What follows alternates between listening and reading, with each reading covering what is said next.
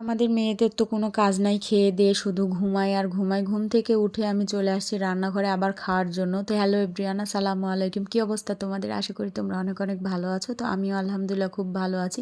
আমরা মেয়েরা শুধু সারাদিন খাই, তো খাওয়ার জন্য আবার নুডলস করে নিচ্ছিলাম।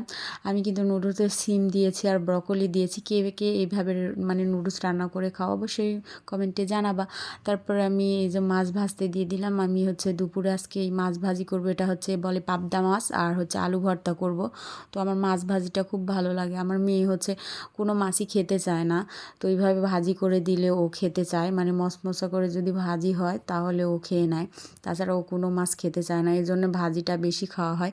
তো এইভাবে মাছটা ভেজে নিচ্ছি। আমরা মেয়েরা তো কাজই করি না, তারপরে এতটুকু করতে হচ্ছে কারণ আমরা খেতে পছন্দ করি, অনেকগুলা করে আমরা মেয়েরা খাই। এই জন্যে হচ্ছে যে মাছটা ভেজে আলু ভর্তা করে খাবো, এক গামলা ভাত। আর আমরা মেয়েরা মানে আমি বেশি খাই, অনেক খাই।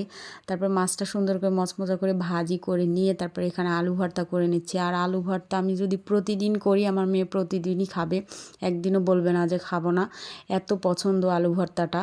আর ঝাল ঝাল করে নতুন আলু শীতের সকালে ভর্তা করে খেতে সেই মজা, সেই স্বাদ, এটাই বাস্তব। তারপর সুন্দর করে একদম ঘাটোমুটো করে এই আলুটা ভর্তা করে নিলাম। আর মাছ ভাজি যে তেলটা ছিল ওই তেলটা কিন্তু ভর্তাতে দিয়ে দিলাম, অনেক মজা হয়। তারপরে খেয়ে দিয়ে এটা হচ্ছে রাতের রান্না হচ্ছে, রাতেও আবার রান্না করতে চলে আসছি কারণ খাওয়ার জন্যই দুনিয়াতে আসা, সবই খেতে হবে। এখন আমরা মেয়েরা একটু বেশি খাই, কি আর করার। তারপর রাতের রান্নার জন্য এখানে শাক আর ডাল সেদ্ধ করতে বসিয়ে দিয়েছি। একদিকে ডাল হচ্ছে আর একদিকে হচ্ছে লাল শাক, এই দুইটাই শুধু রান্না করব। আর দুপুরের আলু ভর্তাটা ছিল, ওটাও ডাল দিয়ে আলু ভর্তা খেতে ভালো লাগে। আর ডাল দিয়ে মাছ ভাজি খেতেও আমার ভালো লাগে, ডাল দিয়ে গরুর মাংস খেতেও ভালো লাগে। এই খাওয়াটা কি এইভাবে খায় অবশ্যই কমেন্টে তোমরা বলবে। আমার শাক ডাল দুইটাই সেদ্ধ হয়ে যাচ্ছে। আর আমি দেখি ছেলেদের তুলনায় মেয়েরাই বেশি খায়, যেমন আমি বেশি খাই। মেয়েদের মানে ছেলেদের তুলনায়, আমার বরের তুলনায় আমি একটু বেশিই খাই। তো মেয়েরা কোনো কাজ করে না তাও বেশি খায় কেন জানি না। আমরা তো কোনো কাজই করি না, এই যে রান্নাটা এমনি হয়ে যাচ্ছে, বসে থেকে শুয়ে থেকে আমি রান্না করছি।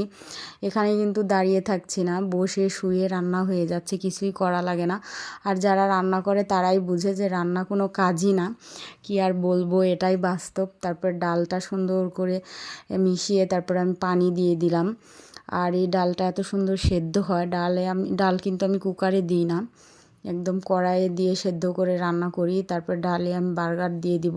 আর আমার মেয়ে যেহেতু জিরা টিরা কিচ্ছু খায় না, এই জন্য আমি পাঁচফোড়নটা ভেজে পাটায় পিষে তারপর ডালে দিয়ে দিই, তাহলে ও আর বুঝতে পারে না, আর গোটা দিলে খেতে চায় না, এই জন্য আমি এই বুদ্ধিটা করি।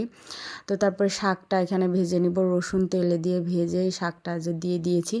আজকে রাতে শুধু এই শাক ভাজি ডাল, এই পর্যন্তই ভিডিও। তো সবাই ভালো থাকবেন, আল্লাহ হাফেজ।